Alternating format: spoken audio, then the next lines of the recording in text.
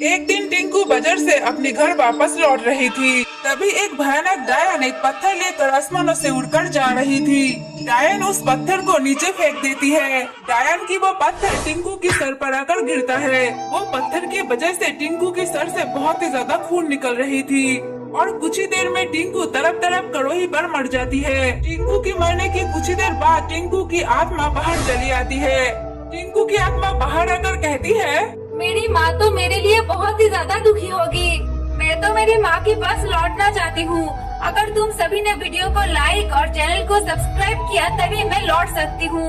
एक दिन टूनी देखती है उसके घर में पानी खत्म हो चुकी है।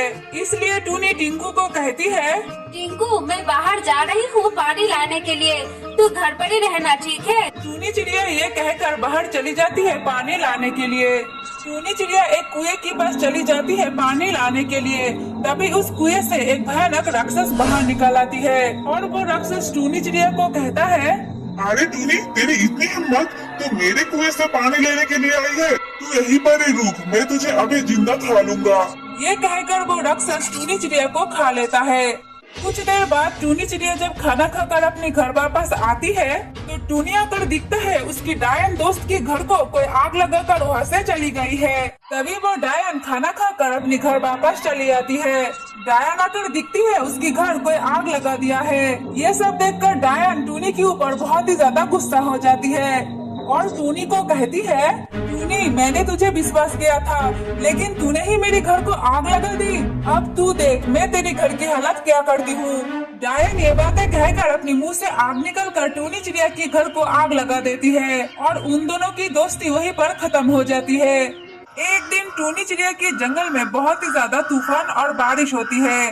तूफान और बारिश होने के कारण टिंकू और पिंकू की मौत एक पेड़ के नीचे आकर हो जाती है।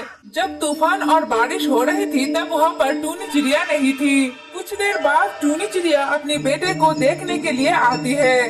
टूनी चिड़िया आकर दिखता है उसके बेटा टिंकू और पिंकू अब इस दुनिया में नहीं है। एक पेड़ के नीचे आकर उन दोनों की मौत हो चुकी है और ये सब देखकर टूनी चिड़िया बहुत ही ज्यादा रोने लगती है। टूनी चिड़िया अपनी दो बेटे की मौत सह नहीं पाई, इसलिए टूनी चिड़िया एक पेड़ में जाकर एक रस्सी लेकर सुसाइड कर लेती है।